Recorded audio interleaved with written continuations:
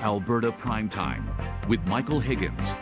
Welcome to Alberta Primetime. Ahead tonight, our politics panel on the high-stakes meeting between the Prime Minister and the U.S. President. But first, opening the door to a vote on separation.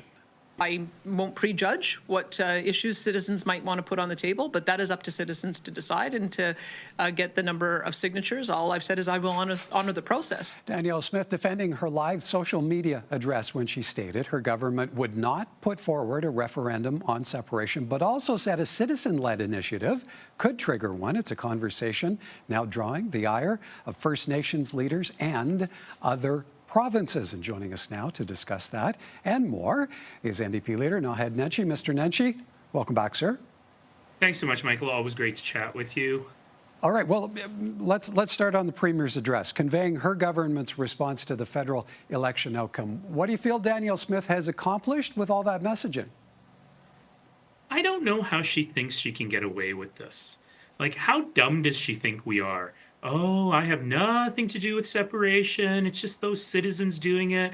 And don't pay no attention to this bill that I just passed, which is specifically designed to allow them to do it. Like, how dumb does she think we are? Clearly, she wants this referendum on separation. She finally, after many, many, many months in that video that you showed, said, I don't personally endorse separation, but... and then went off for a whole bunch of reasons that showed that she does, in fact, endorse it. And again, she's taking us for fools here, but what she's trying to do is distract.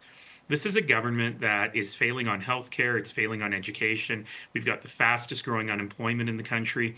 We have among the fastest growing inflation in the country. Our auto insurance rates are through the roof. And for far too many people, making it to the end of the month feels like an impossible dream. A trip to the grocery store is a trip filled with fear. And she has nothing to do or say about any of those things, about any of her failures or the failures of the UCP government over 6 years. So she's trying to stoke this fight. But I got to tell you, this is very dangerous. You know, I happen to have been in the room when the then Prime Minister David Cameron, the Prime Minister of the UK, made the announcement that he was going to allow for a referendum later called Brexit. He himself didn't support it. He thought that it would get him leverage to make a better deal with the European Union. And he thought that it would shut up the elements of his party that were harassing him about holding that referendum. And we all know what happened. An unmitigated disaster, the biggest economic failure for the UK since the Industrial Revolution, and the loss of David Cameron's job. I don't know if Danielle Smith knows any of those things, but she's following the exact same path. And we are not going to let her gamble with the future of our very nation at a time when we're under threat from President Trump, when our threats are coming from the outside, showing weakness on the inside like this for pure political gain is not only reckless and dangerous, it's very bad politics. All right, but we need to point out that you've actually, though, publicly encouraged the Premier to hold a referendum on separation. Yeah, I'm calling her bluff. Well, I'm calling her bluff. What makes you confident that Albertans would give them a big thumbs down? Yeah, look, the best thing to do is for her to say to the separatists, no referendum, no how, no way, we're going to work to build Alberta. She's not going to do it.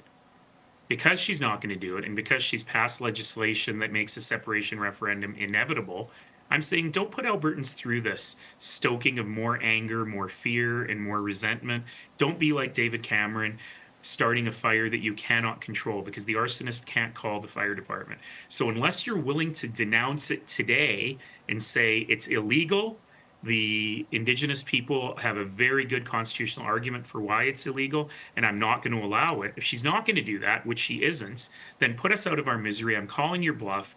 Call that referendum today. Okay. Do it by provincial legislation. And when you get defeated, when you get thumpingly defeated, as you resoundingly deserve, can we get on with the job of building Alberta? Okay, so separation, one component of that address. The Premier also saying she'll strike a new deal with Ottawa. What should Albertans expect to come of negotiations for what she's calling an Alberta Accord? Well, she announced a committee that already exists to do negotiations that already exist. She further announced another endless fair deal panel filled with her endless cronies and insiders who get paid endless amounts of taxpayer money to make endless recommendations on things like leaving the Canada Pension Plan or establishing an Alberta Provincial Police, none of which Albertans want, and which she has the mandate to move forward with now if she wants. She's just trying to kick the ball further down the field so that she doesn't have to engage in this real separation discussion. You know what? It's too late. She's lit the fire and she has no idea how to put it out. Okay, well, and are you lobbying for a seat at the table when the Premier takes the Alberta Next panel on the road to maybe hear from Albertans on some of those issues? What a great idea. Let's get some sanity on the table and some people asking some real questions instead of the Premier's cronies. Remember, she's already given Preston Manning a couple $1 million. She's already given a bunch of anti-vax Twitter people a couple $1 million of taxpayer money to print out their Twitter feeds. She's already given Jack Mintz, a very smart, very good man, but whose entire career seems to be sitting on UCP panels these days, endless amounts of taxpayer money. She loves her task forces, and then she never does anything with it. So, you know, I'm happy to sit on a task force that nobody does anything with to make sure there's some sanity there, but I don't think that she's planning on doing that. Okay, the current sitting of the legislature quickly coming to a close. You're still looking in from the sidelines. What have you been told on when a by-election for Edmonton Strathcona, the seat you are seeking, will finally be triggered? Well, it's very clear that the Premier didn't want me in the legislature, and they've delayed this election forever. I've been a nominated candidate for 4 months. They've had a nominated candidate for nearly that long, and I'm sure she's getting frustrated not being able to actually have the election. So I imagine now, if she calls it any time now, she keeps me out of the legislature for this session, which was her goal. So I imagine it'll be called at any time. But it seems that we've got a few by-elections that need to be called. There needs to be one called in southern Edmonton and Edmonton-Ellerslie. Looks like, based on today's news, there's going to be a third one that needs to be called. I don't know if she's going to want to try and get all of those over with at once. We're ready regardless. We're ready to go to Albertans and let them say who it is that they want sitting in the legislature. All right, you've piqued our attention. Well, we'll have to leave it there. As always, appreciate your time, Mr. Nenshi. Thank you. Thank you. Take care. That's NDP leader Naheed Nenshi.